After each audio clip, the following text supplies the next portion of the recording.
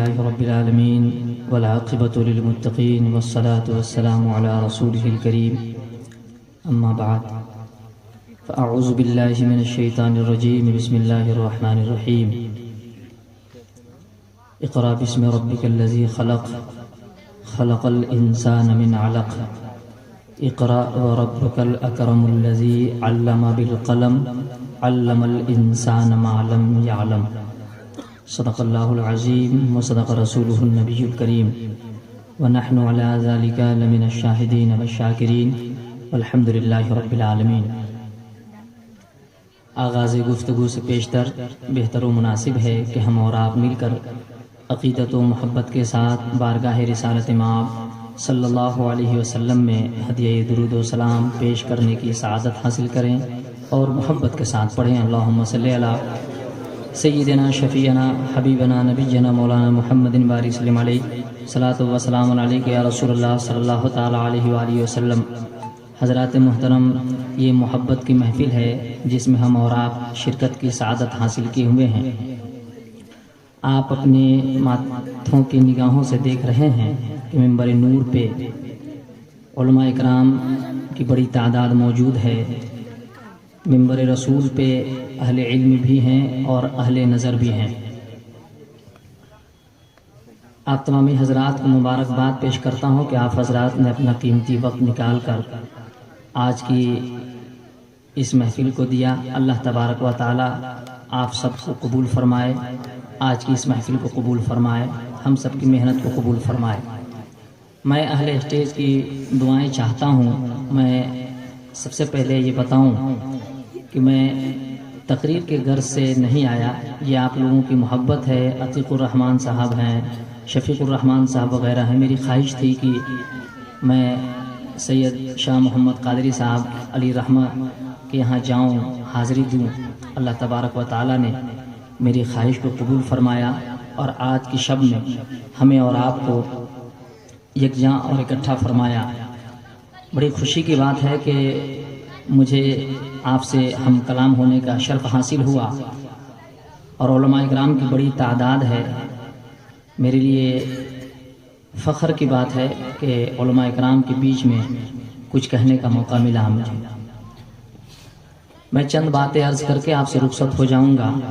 मैं अपनी गुफ्तगू का आगाज़ करूं उससे पहले एक मरतबा और दिल लगाइए और मोहब्बत के साथ दुरूद पाक पढ़िए। अल्लाहुम्मा सल्ली अला सय्यिदिना शफ़ीअना हबीबना नबिय्यना मौलाना मुहम्मदिन बारिक सल्लम अलैहि सलातु व सलाम अलैका या रसूलल्लाह सल्लल्लाहु तआला अलैहि व आलिहि वसल्लम। मुझे बोलने में अगर कोई गलती हो जाए तो आप हज़रात ज़रूर माफ़ फरमाएंगे।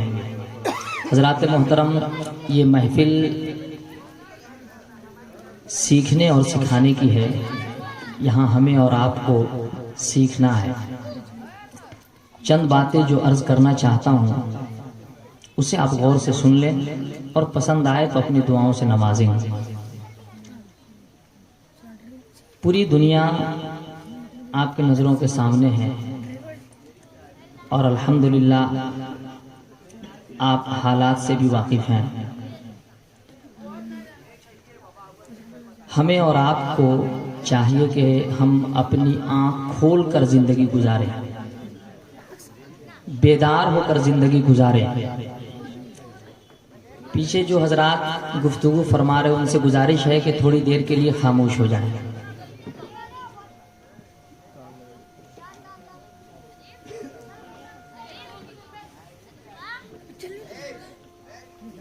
हम मुसलमान हैं, ये बात हमें हमेशा याद रखना चाहिए। दुनिया के जिस ओहदे पर हों, जिस मोड़ पर हों, जहां हों, ये बात हमें अपने दिमाग में रखनी चाहिए कि हम मुसलमान हैं। हम सिर्फ महफिलों में और मस्जिदों में या जलसों में ये याद रखते हैं कि हम मुसलमान हैं। हालात ये बताते हैं कि इसके अलावा कहीं पर भी ऐसा महसूस नहीं होता कि हम मुसलमान हैं। हमें अपनी ज़िंदगी के हर लम्हे से ये दुनिया को साबित करना पड़ेगा कि हम मुसलमान हैं, और मुसलमान कहते किसे हैं ये हमारी ज़िंदगी से साबित होनी चाहिए।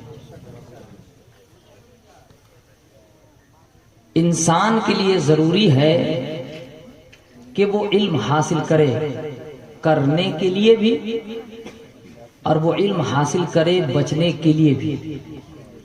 मतलब ये कि करने के लिए भी इल्म का होना जरूरी है और बचने के लिए भी इल्म का होना जरूरी है। हम उस वक्त तक नहीं कर सकते जब तक हमारे पास इल्म न होगा, और उस वक्त तक हम बच नहीं सकते जब तक हमारे पास इल्म नहीं होगा।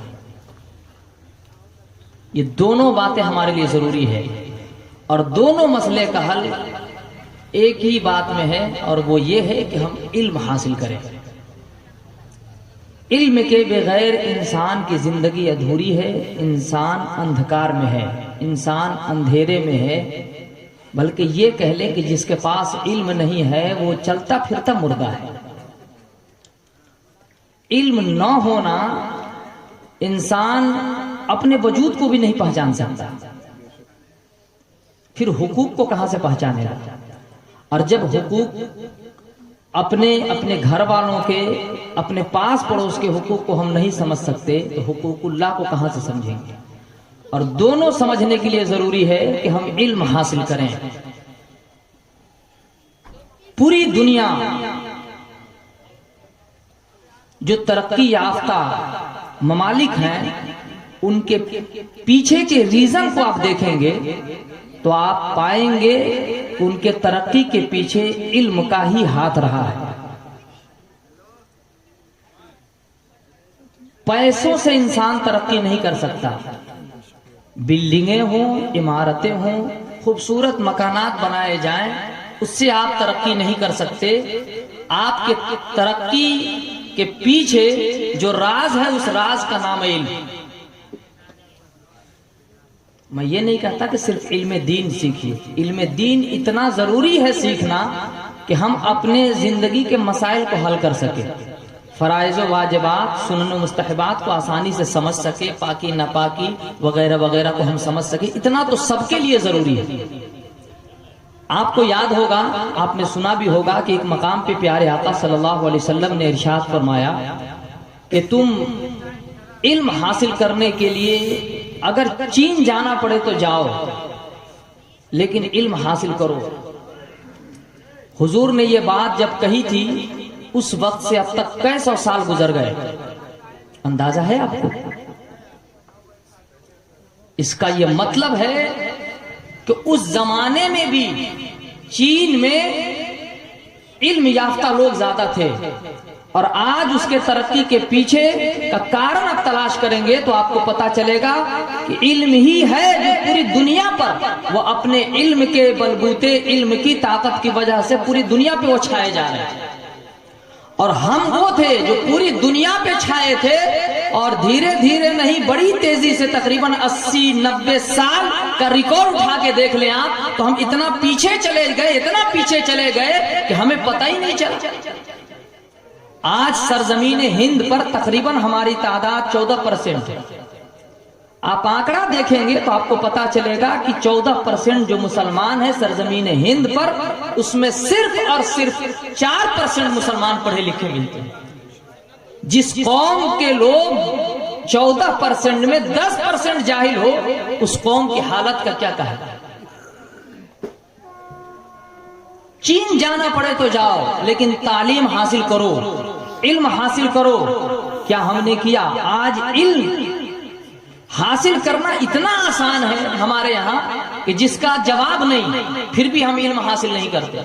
हम अपनी तरक्की अच्छे मकान, टाइल्स, मार्बल में तलाश करते हैं, जबकि वो तरक्की नहीं है।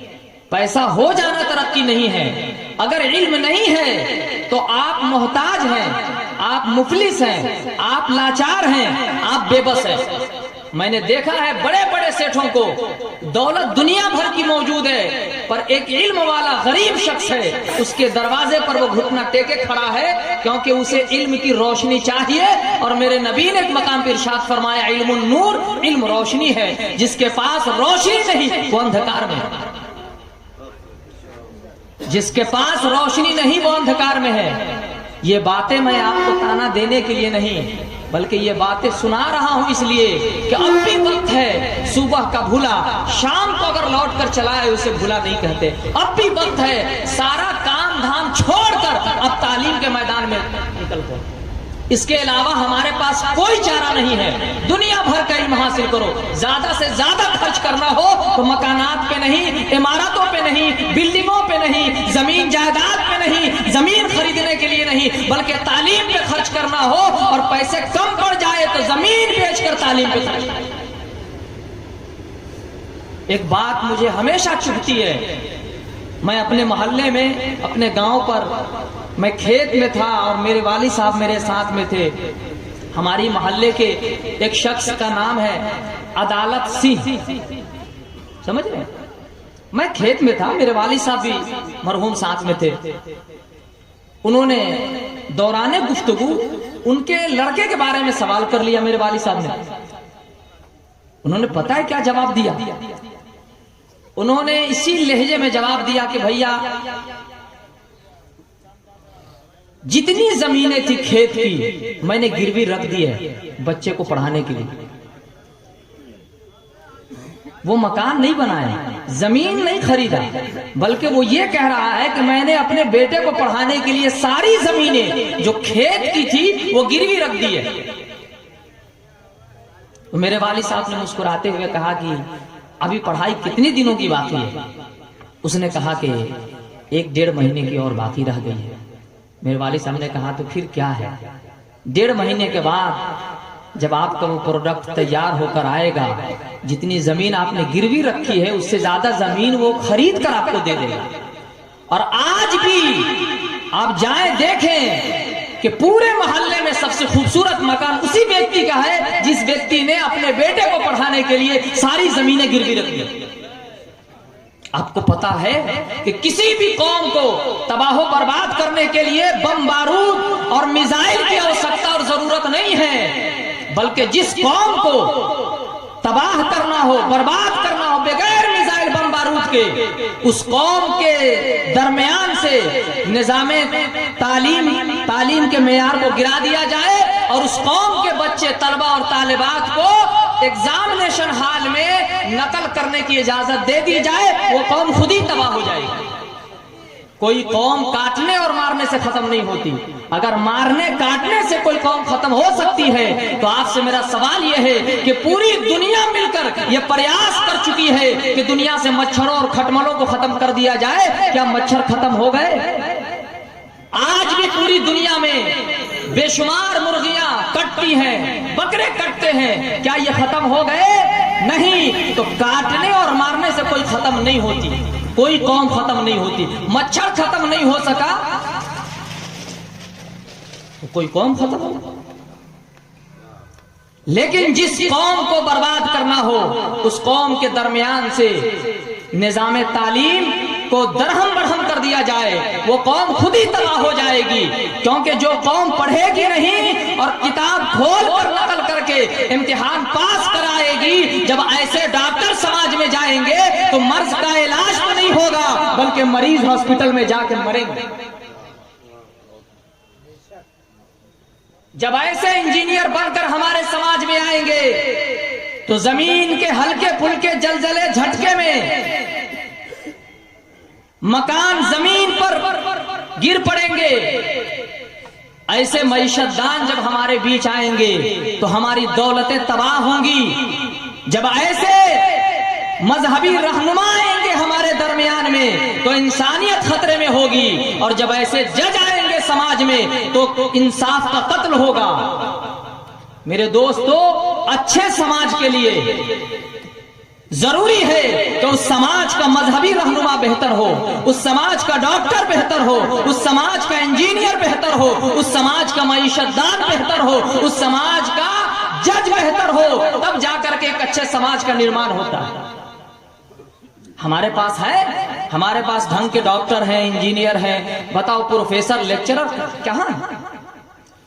हमने सबसे ज्यादा रुपए पैसे खर्च किए मकानों पे। दो बड़ी गलतियां हम करते जा रहे हैं। एक तो ये कि इल्म से दूरी और दूसरी ये कि हुनर से दूरी। और मेरे नबी ने दोनों की तरफ इशारा करते हुए फरमाया और दोनों की तरफ निशानदेही फरमाई और दोनों तरफ हमारा ध्यान खींचा मेरे नबी ने और फरमाया तुम्हारे लिए जरूरी है इल्म का हासिल करना और फिर तुम्हारे लिए जरूरी है हुनर का हासिल करना। और दोनों नहीं हमारे पास। जिसके पास इल्म भी ना हो, हुनर भी ना हो, वो कौम तबाह नहीं होगी तो क्या होगी। आप जिनके उर्स में बैठे उनकी जिंदगी को आपने बहुत कम देखा होगा, जो बहुत उम्र दराज लोग हैं उन्होंने देखा होगा। मैंने थोड़ी देर उनकी जिंदगी देखी है। उनकी सोहबत में मुझे बैठना नसीब हुआ है। ये भारत की सरजमीन है, यहां पर अक्सर लोग अफसोस तब करते हैं जब व्यक्ति दुनिया छोड़ के चला जाता है। उसके कदर और कीमत का अंदाजा तब लगाया जाता है जब वो इस दुनिया से चला जाता है। ये बड़ी खराबी है, बड़ी कमियां हैं। वक्त रहते हम न जान पाते हैं, न पहचान पाते हैं। हमारे अंदर बड़ी खराबी ये है कि हम एक दूसरे की शिकायत में, बुराई में, तानाकशी में अपनी जिंदगी गुजारते हुए नजर आते हैं। याद रखिएगा, अगर आप बेहतर भविष्य चाहते हैं तो आप आज से तैयार हो जाइए और चलते फिरते, सोते जागते, मिलते जुलते आप जहां जाओ लोगों को समझाओ कि मकान मत बनाओ, अपने बच्चों को तालीम के मैदान में उतारो। आप देख लो तालीम के जितने बड़े बड़े संस्थान हैं, वहां जाके देखो तुम्हारी मौजूदगी बिल्कुल नहीं है, 0% है, 0% है। हम कहां जा रहे हैं? हम कहां जा रहे हैं? हम सिर्फ नारा लगा के कामयाबी हासिल नहीं कर सकते। इनकलाब जिंदाबाद का नारा लगा लेने से अगर इनकलाब आ जाता तो मेरे नबी पत्थर नहीं खाते, कांटे बिछाए गए उस पे हुजूर चलते नहीं। तरह तरह से हुजूर को सताया गया, ताने दिए गए, नाजेबा कलेमात हुजूर के बारे में कहे गए। वो कौन सा जुल्म है जो हुजूर पर नहीं ढाया गया। मेरे नबी पाक अलैहिस्सलातु वस्सलाम मिंबर रसूल पर हूं खुदा की कसम, इस इरादे से एक मर्तबा नारा लगा देते मेरे नबी तो पूरी दुनिया में इनकलाब आता। मेरे नबी ने पत्थर खा के हमें पैगाम दिया कि इनकलाब लाने के लिए तुम्हें जद्दोजहद करना पड़ेगा और करो, तभी जीतोगे, तभी कामयाब होगे। मेरे नबी पत्थर खा के जद्दोजहद करते रहे, कांटों पे चल के जद्दोजहद करते रहे। और ये कौम समझती है कि जलसे में नारा लगा देने से हमारे अंदर इनकलाब आएगा। इस ख्वाबे गफलत से निकलो वरना बेमौत मार दिए जाओगे, तुम्हारा नामो निशान मिटा दिया जाएगा। तुम्हारा पड़ोसी तुम्हारे मौत पर आंसू बहाने के लिए भी तैयार नहीं होगा। आज हमारी हालत जो है ये बॉयलर मुर्गी की हो गई है कि वहीं एक पड़ोसी कट रही है उसकी और वो वहीं दाने चुग रही है। आज हमारी हालत नहीं है। मेरे नबी पाक अलैहिस्सलातु वस्सलाम ने कहा था कि मोमिन एक जिस्म की तरह है, सारे मोमिन आपस में भाई भाई की तरह है, सारे मोमिन एक जिस्म की तरह है। जिस्म में कहीं भी कोई तकलीफ हो जाए पूरे जिस्म को तकलीफ होती है। क्या हमें हो रही है? क्या हमें हो रही है? मेरे नबी ने कहा था कि एक मशरिक में एक मगरिब में और एक के पैर में कांटा चुभा और दूसरे को तकलीफ ना हुई तो वो मोमिन नहीं है। क्या हम मोमिन की तकलीफ पर खुशियां नहीं मना रहे, जश्न नहीं मना रहे, ताने नहीं कसते? याद रखना आज उसकी बारी है, कल तुम्हारी आने वाली है। जैसे पिंजड़े में कई मुर्गियां दाने चुग रही होती हैं और एक एक करके मुर्गी काटने वाला निकाल कर काट देता है और वो मुर्गी दाने पर चोंच मारती रहती है, वो ये समझती है कि मेरी बारी नहीं आने वाली। याद रखना वही हाल हमारा होने जा रहा है कि हम दाने चुगते रहे, दुनिया भर की दौलत कमाते रहे और तालीम के मैदान में ना उतरे तो फिर हमारी भी हालत वही होगी कि एक वक्त आएगा कि हमारी बारी आ जाएगी। एक वक्त आएगा कि हमारी बारी आ जाएगी और फिर हमें भी ज़बह कर दिया जाएगा। फिर हमने जब किसी पर आंसू नहीं बहाया तो हम पर कौन आंसू बहाएगा? हम जिम्मेदार हैं। हम जहां हो, पुलिस में काम करते हैं वहीं हम अपनी जिम्मेदारी निभाएं, ऑफिस में काम करते हैं हम वहीं अपनी जिम्मेदारी निभाएं। आप मस्जिद में हैं, मदरसे में हैं, सरकारी स्कूल में हैं, प्राइवेट स्कूल में हैं, आप ट्रेन में हैं, बस में हैं, दुनिया का जो धंधा आप करते हो, एक बात हमेशा याद रखिएगा कि मैं जहां भी हूं एक जिम्मेदार व्यक्ति हूं और अल्हम्दुलिल्लाह मुसलमान हूं। दो बातें हमेशा याद रखने की जरूरत है कि मैं जिम्मेदार हूं। यहां जितने जिम्मेदारान बैठे हैं इस बात को हमेशा हमें याद रखना होता है तब जाके आपके पीछे तरक्की भागेगी। हम तरक्की के पीछे भाग रहे हैं, जितनी तेजी से हम जा रहे हैं तरक्की की तरफ, कहीं उससे तेजी से तरक्की हमसे दूर भाग रही है। एक हंगामा महशर हो तो उसको बोलूं, सैकड़ों बातों का रह रह के ख्याल आता है। एक शख्स ने कहा था कि दिल के फफोले जल उठे सीने के दाग से, इस घर को आग लग गई घर के चिराग से।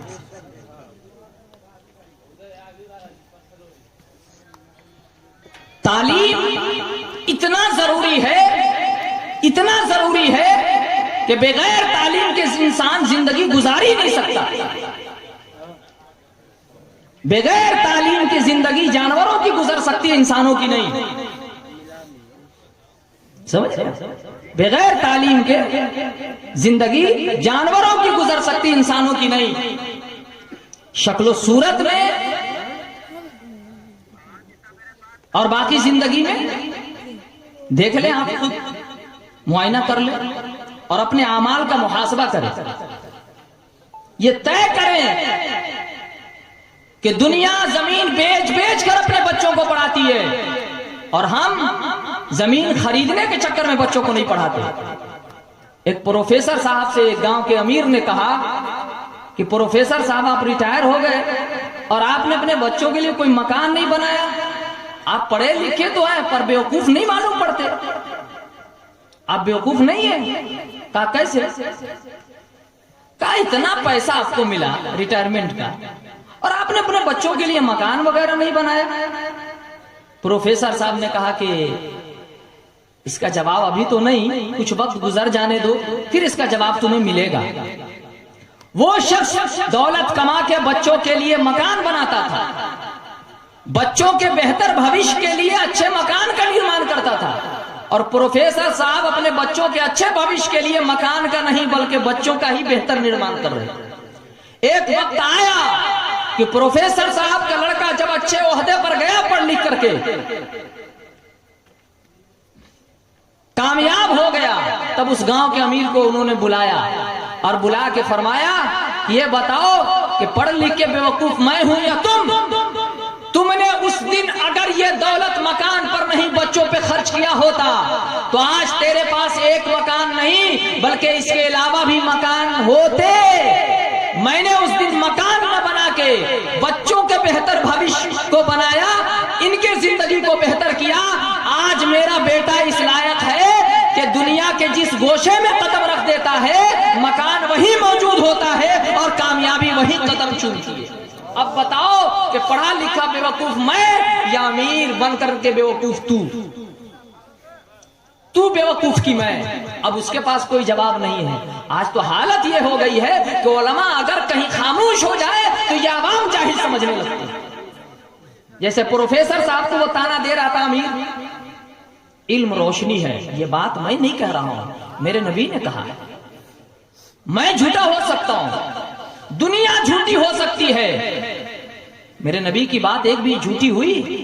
एक दिन मैं पेपर पढ़ रहा था, पीएमसीएच की एक रिपोर्ट आई थी मेडिकल रिसर्च की, उसमें 3 बातें बड़ी काबिल गौर कही, 3 बातें काबिल गौर। और उसमें जो बातें बताई गई, हेडिंग में लिखा गया कि लोगों का लाइफ स्टाइल बना वबाले जान, लोग गलत तरीके से नहाते हैं इसलिए 3 बड़ी बीमारी में मुब्तला हो जाते हैं, 3 बड़ी बीमारी में मुब्तला हो जाते हैं। नंबर 1 ब्रेन हेमरेज, नंबर 2 लकवा और नंबर 3 हार्ट अटैक। 3 बड़ी बीमारी है, मुहलिक अमराज है ये तीनों, जानलेवा बीमारियां हैं ये तीनों। इसके पीछे का रीजन जो बताया रिसर्चरों ने, कहा कि लोगों को सही ढंग से नहाना नहीं आता, इसलिए ये 3 बड़ी बीमारियों में लोग मुब्तला हो जाते हैं। और हवा में नहीं बात कर रहा हूं, जो बोल रहा हूं उसका फोटो मैंने अपने मोबाइल में सेव करके रखा है। हो सकता है कि कोई मेरा गिरबान पकड़ ले और कहे कि हवा में अब बात करके चले गए, इस्लाम की तारीफ करके चले गए। नहीं, मैं इस्लाम की क्या तारीफ करूं जिस इस्लाम को रब ने पसंद किया हो।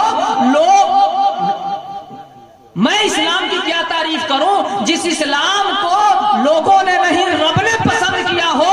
याद रखना, ये इस्लाम न कल मिटा था न सुबह कयामत तक मिटेगा। मुसलमानों, तुम अपने वजूद को बचाओ। इस्लाम बचा हुआ कल भी था, इस्लाम आज भी है और इस्लाम कल भी रहेगा। तुम अपने वजूद को बचाओ।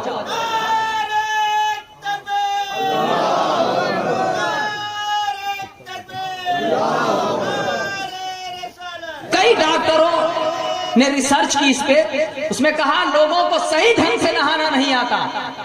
मैंने और आगे पढ़ा, ये 3 बीमारियों के बारे में रिसर्च पढ़ा। उसके बाद थोड़ा सा आप जो मेन बात होती है उसका खाना बना करके उसमें मोटे मोटे लफ्जों में लिख दिया जाता है। पेपर आप पढ़ते होंगे तो पता होगा। आज तो 90% मुसलमान पेपर भी नहीं पढ़ते, सिर्फ फेसबुक व्हाट्सएप की। तो मैं मना नहीं करता, ये जरूरत है लोगों की, आप उससे फायदा उठाओ, आप उसको अपने बस में रखो, ना कि आप उसके बस में हो जाओ। आज उल्टा हो गया, आप फेसबुक से फायदा उठा सकते हैं, लेकिन फेसबुक आपका फायदा उठाने लग जाए तो फिर नुकसान तो होगा ना मेरा। व्हाट्सएप से हमें फायदा उठाना था और व्हाट्सएप वालों को हमसे फायदा होने लग जाए तो ये हमारे लिए मुसीबत की बात है ना साहब।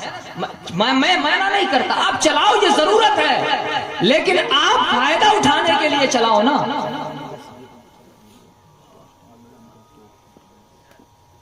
तो उन मोटे मोटे लफ्जों में मैंने देखा कि उसमें लिखा हुआ था लोगों को नहाना नहीं आता, फिर लिखा कि कैसे नहाना चाहिए। मैं मिंबरे रसूल पर हूं, यहां झूठ कहना या झूठी तारीफ करना तो दूर, यहां सोचने की भी गुंजाइश नहीं कि सोचा जा सकता हो। यहां उसमें वो बातें मौजूद थी जो बातें 1445 साल पहले मेरे नबी ने फरमाया। लोग वॉशरूम में गए, शावर खोला, सामने खड़े हो गए, और खासकर सर्दियों के जमाने में उसमें इंडिकेट किया कि अगर आप ब्लड प्रेशर के मरीज हैं, हाई या लो के, तो आपके लिए बचना लाजमी है। आप शुगर के मरीज हैं तो आपके लिए बचना लाजमी है। और खासकर सर्दी के सीजन में कहा कि इसके मरीज IGIMS में और PMCH में, क्योंकि रिकॉर्ड होता है वहां पर, कहा कि सर्दी के सीजन में बहुत ज्यादा मरीज आते हैं इसके, और ब्रेन हेमरेज हो जाए तो 1 लाख मरीज में 1-2 बच जाए तो बच जाए, इल्ला माशाअल्लाह, नहीं तो सबको दुनिया को छोड़ देना होता है। सारे लोग दुनिया को छोड़ के चले जाते हैं। आज दुनिया को इस मकाम पर तवज्जो चाहता हूं, उलमा इकराम की दुआएं चाहता हूं। आज इस मकाम पर मुसलमानों फख्र करो कि तेरे हाथों में दामन नबी का है। फख्र करो कि तेरे हाथों में दामन। जो बात दुनिया आज कह रही है, इस मकाम पर पहुंचने में दुनिया को 1445 साल लग गए। 1445 साल लग गए इस मकाम पर और इस मोड़ पर पहुंचने में। लेकिन सुभान अल्लाह, आप नबी के गुलाम हो। आपके नबी ने बगैर टेक्नोलॉजी वाले जमाने में बता दिया था कि तुम्हें नहाना ऐसे नहीं, नहाना ऐसे है। और जो तरीका मेरे नबी ने कल कहा था, आज दुनिया ने स्वीकार किया। रिसर्च की रिपोर्ट बता रही है कि वही तरीका सही है जो तरीका मेरे नबी ने दिया। क्या कहा? हम जब गुसल खाने में जाते तो हमें क्या हुक्म, मुख्तसर करके बताता हूं कि सबसे पहले क्या करना है कि हम कमर से नीचे के हिस्सा गुजर, बाकी छूट जाए तो माफी चाहता हूं क्योंकि वक्त कम लगे, बात ज्यादा पहुंच जाए।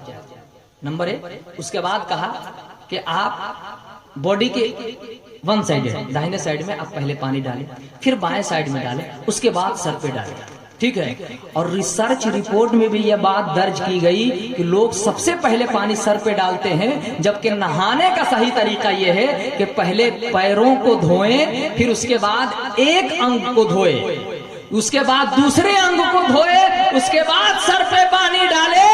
दुनिया वालों, तुझे यहां तक आने में 14 साल से ज्यादा का अरसा लगा।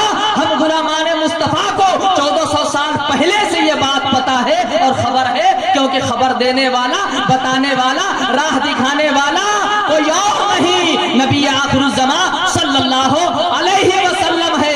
आज दुनिया जिन जिन चीजों को रिसर्च करके दुनिया के सामने ला रही है, आप तहमे जाओगे तो कहना पड़ेगा कि ये तमाम बातें मेरे नबी ने ऑलरेडी पहले बता दी।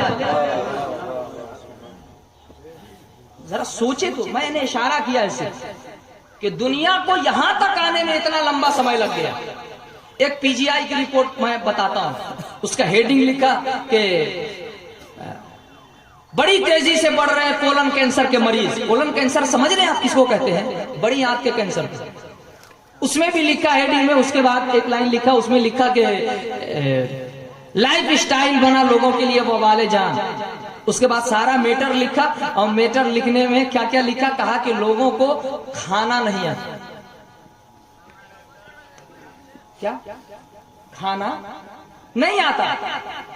लोग जैसे तैसे खाते हैं, जानवरों की तरह खाते हैं। और खासकर उसने पीजीआई वालों ने कहा कि सबसे ज्यादा प्रॉब्लम और दिक्कत यह है कि इंसान होके जानवरों की तरह खड़े खड़े खाना, ये सबसे ज्यादा नुकसानदेह है। खाना ढंग से हजम नहीं होता। इंसान जब खड़ा होकर खाना खाता है तो वो खाना आपके पेट में नहीं, डायरेक्टली बड़ी आंत में चला जाता है। जबकि सिस्टम यह है कि इंसान जब खाना खाता है तो खाना उसके पेट में जाता है, फिर छोटी आंत में जाता है, फिर बड़ी आंत में जाता है, फिर तकरीबन 4 घंटे उसको लगते हैं उसको हजम करने में। और जब इंसान खड़ा होकर खाता है तो वो खाना पेट में नहीं, डायरेक्ट बड़ी आंत में जाता है, और कई तरह की बीमारियों को वो जन्म देता है, यहां तक कि कोलन कैंसर को जन्म देता है। जब उस रिपोर्ट को मैं पढ़ रहा था तो मैंने देखा कि उसमें वही बात बताई जा रही है जो बात मेरे नबी ने बताई। वही बात बताई जा रही है जो बात मेरे नबी ने बताई है। कहना यह चाहता हूं कि असल में सुन्नत को, जितना भी मैंने रिसर्च किया, तहकीक किया सुन्नत के बारे में और दुनिया को, मेडिकल साइंस वगैरह को, तकरीबन सुन्नत मेडिकल साइंस से मैच करती नजर आ रही है। आप नमाज और साइंस एक किताब है, आप गूगल पे भी सर्च करके पढ़ सकते हो, हिंदी इंग्लिश वगैरह किसी भी भाषा में पढ़ो। इतना इल्म आसान कर दिया गया, फिर भी हम जाहिल रह जाए, ये बड़े अफसोस की बात है, बड़े अफसोस की बात है। लेकिन आज सब कुछ करने के लिए मेरे पास टाइम है, पढ़ने के लिए टाइम नहीं है। याद रखना, अगर पढ़ न सके तो तुम्हें जीने का कोई हक नहीं है इस जमीन पर। तुम्हें जीना है तो तुम्हें पढ़ना होगा। जहालत इंसान को जीने नहीं देती, और इल्म इंसान को मरने नहीं देता। इल्म इंसान को मरने नहीं देता। आज भी भारत की जमीन पर चाय 5 रुपए में मिलती है। कितने में मिलती है? और बुलंद आवाज से, कितने में मिलती है? बड़ी कप वाली चाय लेंगे तो 10 रुपए में मिलती है। जिस मुल्क में, जिस देश में चाय 5 रुपए में मिलती हो, उसी मुल्क में कलम उससे कम पैसे में दिया जाता है। लेकिन हमारे नौजवानों के हाथों में 5 रुपए वाले चाय तो है, 2-2.5 रुपए वाला कलम नहीं है। ये बड़े अफसोस की बात है। हम चाय तो खरीदते हैं, कलम नहीं खरीदते। हमें कलम चाहिए, चाय नहीं। हमें कलम चाहिए, चाय नहीं। क्योंकि इंसान जिएगा तभी जब वो पढ़ेगा, वरना बेमौत मार दिया जाएगा। मैं अर्ज ये कर रहा था कि मेरे नबी ने कहा इल्म रोशनी है। 1-2 मिसाल देके मैं रुखसत होना चाहता हूं, मेरा टाइम हुआ जा रहा है। इल्म रोशनी है, इल्म रोशनी है, मेरे नबी ने कहा। आपको मैं एक मिसाल देकर रुखसत हो रहा हूं। हम में से किसी भी बंदे को अभी आप प्रैक्टिकल करके देख सकते हैं। जिस कमरे में हम लोग ठहरे थे उसमें लाइट अभी जल भी नहीं रही होगी, उसमें आप लेकर के जाए किसी को, या आप घर जाके प्रैक्टिकल करें। एक कमरे में आप बैठा दे किसी भी नौजवान को, और उसी कमरे में शर्त यह है कि कोई रोशनी ना हो, उसकी वालदा भी हो, वालिद भी हो, उसके भाई बहन भी हो, वही लोग हों जिनको खूब अच्छी तरह वो जानता पहचानता। लाइट बंद हो। अब उस नौजवान से आप पूछे कि नौजवान ये बताओ इस कमरे में कौन कौन बैठे हैं। वो नौजवान आप पे जोर से हंसेगा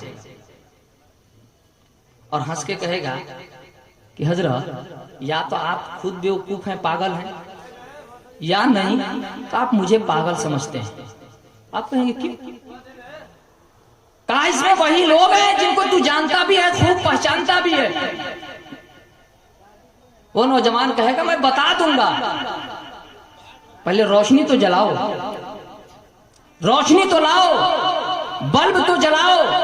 नौजवान वही है, रोशनी नहीं है। माँ उसी की, बाप उसी का, भाई उसी का, बहनें उसी की, जिनको वो जानता वही लोग कमरे में मौजूद हैं। लेकिन वही नौजवान पहचानने से इनकार कर रहा है। क्यों?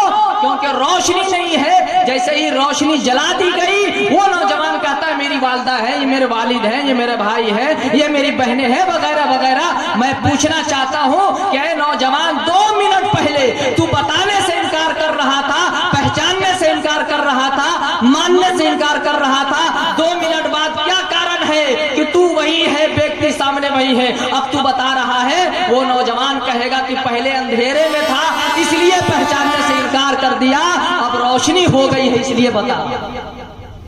यहाँ व्यक्ति बगैर रोशनी का पहचाना नहीं जाता, तो माँ बाप का हुक्म पहचाना जाए। इसलिए मेरे मोहतरम बुजुर्गों और दोस्तों, कुछ भी करिए आप, कुछ भी का मतलब ये लफ्ज पकड़ मत लीजिएगा कि मैं छूट दे रहा हूं तो जो कर रहा हूं। मेरे कहने का मतलब ये है कि सारा काम धाम छोड़ दो, कोशिश करिए, प्रयास करिए कि हम तालीम हासिल करें किसी भी सूरत में। अल्लाह करीम से मेरी दुआ है कि मौला करीम हमें आपको कहने सुनने से ज़्यादा अमल करने की तौफीक अता फरमाए। मुझ नाचीज़ से अगर बोलने में कहीं खता हो गई हो तो मैं माफ़ी का तलबगार हूँ। बड़े बुजुर्ग यहाँ तशरीफ़ फरमा है, मैं आपका छोटा भाई हूँ और आप तमामी लोगों को गवाह बनाता हूँ। रब की बारगाह में तौबा करता हूँ, अस्तगफिरुल्लाह रब्बी मिन कुल्लि ज़ंबिन व अतूबु इलैह। पूरा मजमा बुलंद आवाज़ से पढ़ लें। अशहदु अल्ला इलाहा इल्लल्लाहु वहदहु ला शरीका लह व अशहदु अन्ना मुहम्मदन अब्दुहु व रसूलुहु। इस्लाम जिंदाबाद, मुसलमान पाइंदाबाद, हिंदुस्तान जिंदाबाद। व आखिरु दवाना अनिल हम्दुलिल्लाहि रब्बिल आलमीन। अस्सलाम।